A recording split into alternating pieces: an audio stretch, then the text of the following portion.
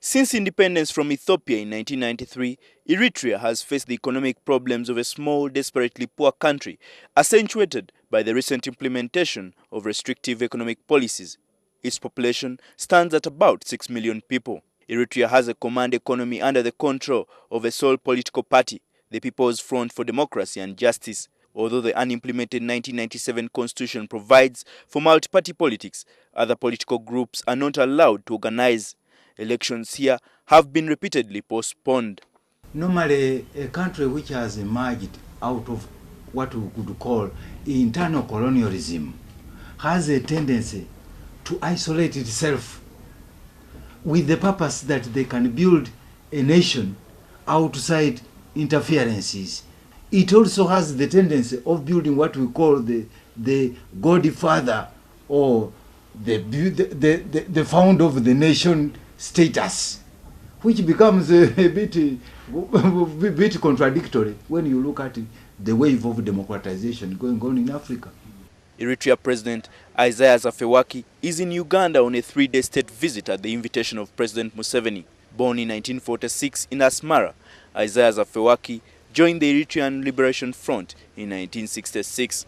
Afewerki has been criticized for failing to implement democratic reforms. His government has clamped down on critics and the private media. In 2004, the U.S. State Department declared Eritrea a country of particular concern for its record of persecution.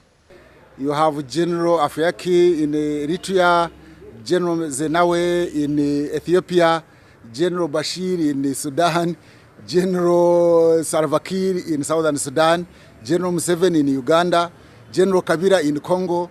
It is just a subtype of democracy that he has been exercising in Eritrea. Whatever the president talks about, talking about Afewerki, he's telling him that I'm talking to you as a friend. I'm not talking to you as other people who might not understand you. So Afewerki might want to come into the international fora once again, using his friend. On the diplomatic front, Eritrea has had diplomatic breaks with Sudan, Yemen, Ethiopia and Djibouti. There are serious allegations that Eritrea is supporting al-Shabaab militants in destabilizing the Horn of Africa. Asmara strongly denies these claims, but political analysts believe that the visit to Uganda is seen as an attempt to boost peace. I don't know who invited who, but if he invited himself or at least he initiated the invitation, then maybe he has realized that he is being isolated and he needs to mend fences so that he is together with the rest of the so-called military democracies. Somebody should not forget that Eritrea is under heavy pressure. Pressure from Ethiopia as the former colonial power, and pressure from the existence of what we call the United States and other international forces in the region. In 2009, the UN imposed sanctions on Eritrea after accusing it of backing anti-Ethiopian Islamist insurgents in Somalia. Today, a fragile peace prevails and Eritrea faces the gigantic tasks of rebuilding its infrastructure and developing its economy.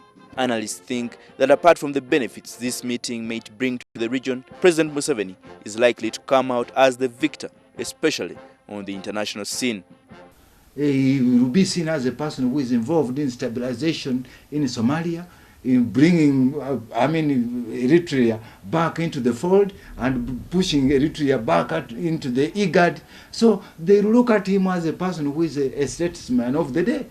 He is so strategically positioned that if he was to collaborate and ally with the rest who are against political Islam or this madness that we see in Somalia, then it would be a success for Museveni to at least convert Afewerki to the side of the allies.